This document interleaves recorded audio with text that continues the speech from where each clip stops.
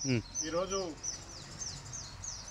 76వ రాజ్యాంగ గణతంత్ర దినోత్సవంగా ఈరోజు అందరము గ్రామాలలో జెండా పండుగ కార్యక్రమాల్లో పాల్గొనింటిమి.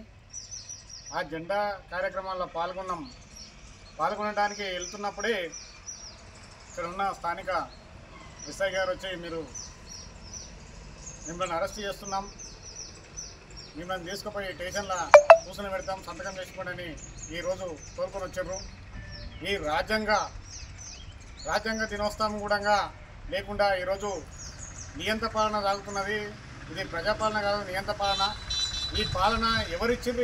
ఈ రాజ్యాంగం ప్రకారం ఈ ప్రభుత్వానికి ఎవరిచ్చారు? ఈ పౌరులని ప్రతిపక్షాన్ని అనగదొక్కడానికి ఈ కుట్రపూరితమైన మేము ఏమన్నా ఈ ప్రజాపరిపాలనకు వ్యతిరేకంగా మా అధిష్టానం పిలిపేలే. మేము కూడా ఎక్కడ కూడా ఈ రేవంత్ రెడ్డి పర్యటన కానీ సీఎం పర్యటన కానీ మేము అడ్డుకున్నామని ఎక్కడ ప్రకటన కూడా చేయలేదు. కానీ ఈరోజు ఏదో ఒకటి మా మీద అబ్బండలు మోపి ఈరోజు మమ్మల్ని అరెస్ట్ చేసి ఈ రాజ్యాంగ దినోత్సవం స్వేచ్ఛాయులు భారతదేశం పిలిచిన రోజున కూడా ఈ మూటతో అణగదొక్కడం జరుగుతున్నది.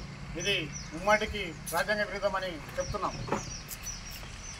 ఇదేమి రాజ్యం, ఇదేమి రాజ్యం, దొంగల రాజ్యం, దోపిడి రాజ్యం. ఇదేమి రాజ్యం, ఇదేమి రాజ్యం, దొంగల రాజ్యం, దోపిడి రాజ్యం. అక్రమ అరెస్టులను